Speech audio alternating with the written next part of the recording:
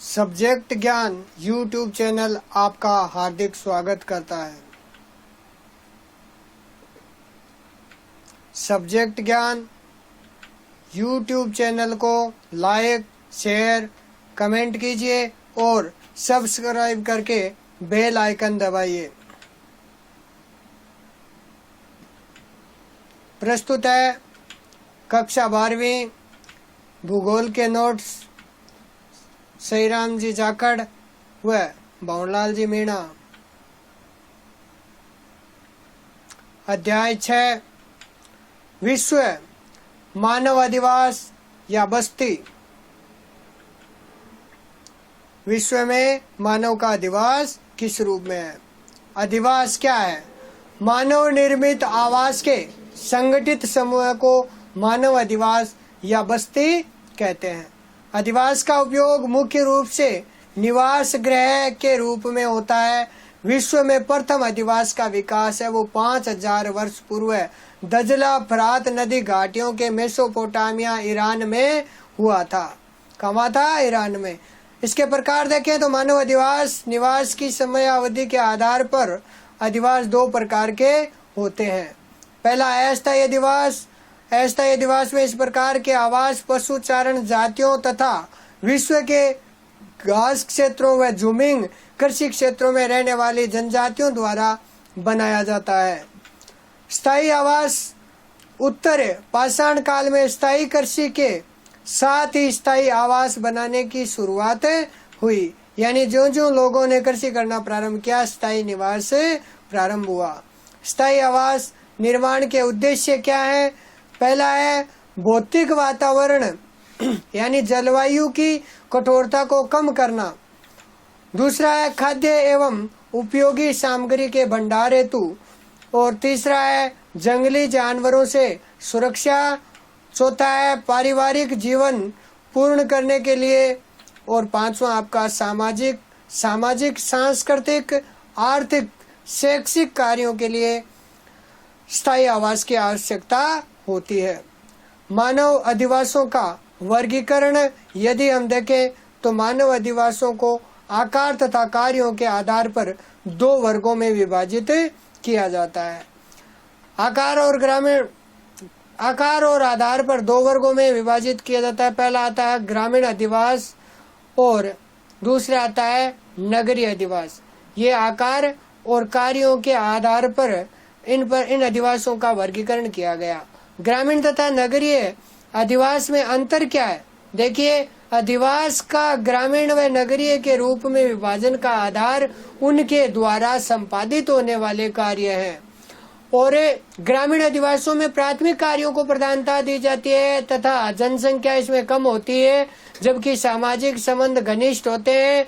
जबकि नगरीय अधिवास में द्वितीयक तथा तृतीयक कार्यों की प्रधानता होती है। जनसंख्या अधिक होती है तथा सामाजिक संबंध और औपचारिक मात्र होते हैं। ग्रामीण अधिवास यदि देखें तो ग्रामीण अधिवास की अर्थव्यवस्था प्राथमिक व्यवसायों कृषि, पशुपालन, लकड़ी काटना, मछली पकड़ना, खनन, वनों से प्राप्त पदार्थ का संग्रहण करना आदि पर आधारित होता है। इस प्रकार ग्रामीण अधिवास है वो प्राथमिक व्यवसाय में संलग्न होती है। ग्रामीण अधिवास के प्रकार देखें तो मकानों की संख्या और उनके बीच की दूरी के आधार पर किए गए विभाजन को अधिवास का प्रकार कहा जाता है। सामान्यतः ग्रामीण अधिवासों को 4 वर्गों में रखा गया है। पहला है सघन या गुच्छित अधिवास। दूसरा आता है प्रकीर्ण या एकाकी अधिवास। तीसरा आता है मिश्रित या अर्ध सघन अधिवास। और चौथा आपका आता है पल्ली या पूर्वा अधिवास। ये 4 प्रकार से ग्रामीण अधिवासों को अलग अलग बांटा गया है। सघन या गुच्छित अधिवास किसे कहते हैं? इस प्रकार के अधिवास को सहत पुंजित सकेंद्रित संकुलित अधिवास के नाम से भी जाना जाता है। इस प्रकार के अधिवास में मैदानी, समतल व जल की उपलब्धता वाले क्षेत्रों में विकसित होते हैं, जहाँ एक समान व्यवसाय होते हैं। इनमें आवास पास होते हैं और संपूर्ण गांव सघन बसा होता है। गंगा सतलुज के मैदान मालवा के पठार, राजस्थान के मैदानी भाग में इस प्रकार के अधिवास है वो पाए जाते हैं। तो अधिवास को सहज, पुंजित, सकेंद्रित, संकुलित, ये सारे के सारे सघन या गुच्छित अधिवासों के ही नाम हैं। प्रकीर्ण या एकाकी अधिवास, इस प्रकार के अधिवास दूर दूर बिखरे हुए तथा अवस्थित होते हैं, जो खेतों के द्वारा एक दूसरे से अलग अलग होते हैं। विश्व के आदिवासियों व जनजातियों द्वारा इस प्रकार के अधिवास बनाए जाते हैं। अमेरिका व कनाडा के प्रेरी प्रदेश, एशिया के स्टेपीज मैदान और गंगा के खादर बांगर तराई क्षेत्र, अर्जेंटीना के पंपास और ऑस्ट्रेलिया के डाउन्स तथा दक्षिणी अफ्रीका के वेल्डस प्रदेश, राजस्थान के उदयपुर, राजसमंद, डूंगरपुर, बांसवाड़ा जिले में प्रमुखता से पाए जाते हैं। तो इस प्रकार के अधिवास पाए जाते हैं। यहाँ पर मिश्रित या अर्ध सघन अधिवास, यह सघन तथा प्रकीर्ण अधिवास के बीच की अवस्था होती है। इनके विकास के लिए पारिवारिक कारण उत्तरदायी होते हैं। इन पारिवारिक कारणों के कारण ही इस प्रकार का अधिवास पाया जाता है। पल्ली अधिवास, इन्हें पूर्वा हेमलेट अधिवास भी कहते हैं। प्रश्न आ सकता है, हेमलेट अधिवास किसे कहते हैं? यह सबसे छोटे आकार की सघन बस्ती है जिसका विकास पर्वत पदीय तथा खनन क्षेत्र में होता है। ग्रामीण अधिवास के प्रतिरूप अधिवास के बसाव की आकृति के आधार पर किए गए विभाजन को अधिवास के प्रतिरूप कहा जाता है। आकृति के आधार पर ग्रामीण अधिवास के निम्नलिखित प्रतिरूप निर्धारित किए गए हैं। पहला, रेखीय प्रतिरूप। इस प्रकार के अधिवास सड़क, रेल मार्ग, नहर, नदी के सारे विकसित होते हैं, जो दूर से देखने पर एक रेखा के समान दिखाई देते हैं। इन्हें डोरी या रिबन प्रतिरूप भी कहते हैं। दूसरा आता है तीर प्रतिरूप। इस प्रकार के अधिवास नदी विसर्प के सारे विकसित होते हैं। दक्षिणी भारत के कन्याकुमारी और उड़ीसा में चिल्का झील के तट पर इस प्रकार के अधिवास है वो देखने को मिलते हैं। तीसरा आता है त्रिभुजाकार अधिवास या प्रतिरूप। जब नदियां, नहरें या सड़कों का संगम या मिलन होता है और वे एक दूसरे को काटती है, तब त्रिभुजाकार प्रतिरूप का निर्माण होता है। भारत में हरियाणा और पंजाब में ऐसे अधिवास देखने को मिलते हैं। कौन कौन से? पंजाब और हरियाणा में त्रिभुजाकार अधिवास देखने को मिलता है। उसके बाद में आता है आयताकार अधिवास। ये अधिवास ये चौराहे के सारे बनते हैं। जब दो सड़कें आपस में मिलती है और उनके मिलन स्थल से दोनों सड़कों के किनारे लंबवत गलियों का निर्माण करते हैं, तब आयताकार प्रतिरूप बनते हैं। विश्व के समतल, उपजाऊ, मैदानी भागों में ऐसे प्रतिरूप का विकास होता है। और अरिय या मकड़ी जाल प्रतिरूप को यदि देखें तो किसी गांव में एक स्थान पर अनेक दिशाओं से सड़कें आकर के मिलती है, तो उनके मिलन स्थल से त्रिज्याकार मार्ग पर मकान का निर्माण होता है, तब अरिय प्रतिरूप का निर्माण होता है। अगला देखते हैं तारा प्रतिरूप। तो यह अरिय प्रतिरूप का विकसित रूप माना जाता है, जिसमें कई मार्ग आकर एक ही स्थान पर मिलते हैं और वो एक तारे नुमा आकृति में बस जाते हैं। अगला आता है पंखा प्रतिरूप। इस प्रकार के अधिवासों के डेल्टा क्षेत्र में विकसित होते हैं। सीढ़ी नुमा प्रतिरूप। तो इस प्रकार के अधिवास पर्वतीय ढलानों के सारे विकसित होते हैं। मधुमक्खी छत्ता प्रतिरूप यदि देखें तो भारत में आदिवासी जनजातियों के गुंबदनुमा झोपड़ियों के गांव जो दूर से देखने पर मधुमक्खी के छत्ते के जैसा दिखाई देता है। टोडा जनजाति, अफ्रीका के जुल्लू लोग इस प्रकार के अधिवास का निर्माण करते हैं। प्रश्न ये पूछ सकते हैं कि टोडा जनजाति, अफ्रीका के जुल्लू लोग इस पर किस प्रकार के अधिवास का निर्माण करते हैं। यह प्रश्न ऐसे आ सकता है, मधुमक्खी या छत्ता प्रतिरूप अधिवास का उदाहरण बताइए। तो ध्यान रखना इन बिंदुओं का। आगे आता है ग्रामीण अधिवासों की प्रमुख समस्याएं। क्या समस्याएं होती है? देखिए, पहली है आवागमन के साधनों का अभाव रहता है गाँव में। दूसरा, स्वच्छ पेयजल का अभाव गाँव में पाया जाता है। तीसरा, स्वास्थ्य सेवाओं की कमी रहती है या अभाव रहता है। और विद्युत आपूर्ति का अभाव रहता है। रोजगार के अवसर नहीं होते हैं, गांव में बहुत ही कम उपलब्ध पाए जाते हैं। तो सूचना तकनीकी एवं दूर बात सुविधाओं का भी अभाव पाया जाता है। उच्च एवं तकनीकी शिक्षा संस्थाओं का अभाव गांव में पाया जाता है। तो ये ग्रामीण अधिवासियों की प्रमुख समस्याएं हैं। अब देखते हैं नगरीय अधिवास क्या है। नगरीय अर्थव्यवस्था मुख्य रूप से द्वितीयक तथा तृतीयक क्रियाओं पर निर्भर है। लंदन को विश्व की प्रथम नगरीय बस्ती होने का गौरव प्राप्त है। नगरीय बस्ती का वर्गीकरण निम्न आधार पर होता है या किया गया है। पहला है जनसंख्या। जनसंख्या 5000 से अधिक हुए, घनत्व 4000 व्यक्ति वर्ग किलोमीटर से अधिक हो।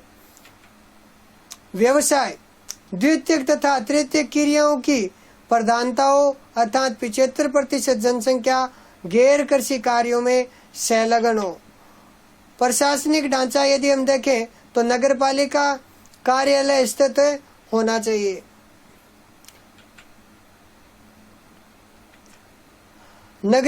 नगरीय अधिवास के प्रकार, मुख्य रूप से नगरीय अधिवास के 4 प्रकार होते हैं। पहला यदि हम देखें तो कस्बा, जनसंख्या जो 5000 से अधिक व 1 लाख से क्या होती है, कम होती है। दूसरा आता है नगर या सिटी, नगर की जनसंख्या 1 लाख से अधिक व 10 लाख से कम होती है। अगला आता है महानगर। महानगर में मेट्रो सिटी यानी महानगरों की जनसंख्या 10 लाख से अधिक व 50 लाख से क्या होती है, कम होती है। लंदन को विश्व के प्रथम महानगर के रूप में जाना जाता है, जिसकी जनसंख्या सन 1800 में 10 लाख थी।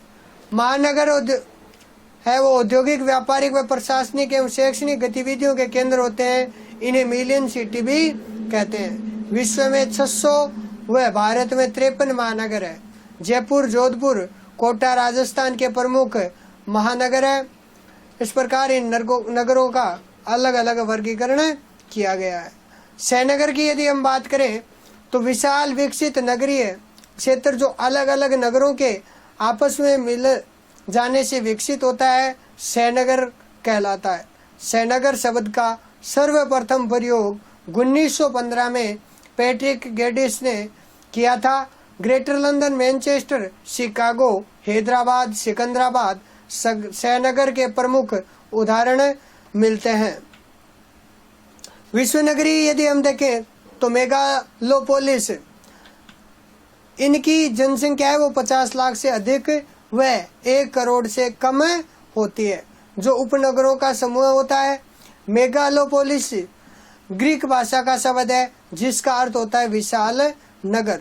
मेगालोपोलिस शब्द का सर्वप्रथम प्रयोग 1957 में जीन गोटमैन ने यूएसए के उत्तर पूर्व में बोस्टन से दक्षिणी में वाशिंगटन तक 1000 किलोमीटर से भी अधिक क्षेत्र में फैले नगरीय भूदृश्य के लिए किया था।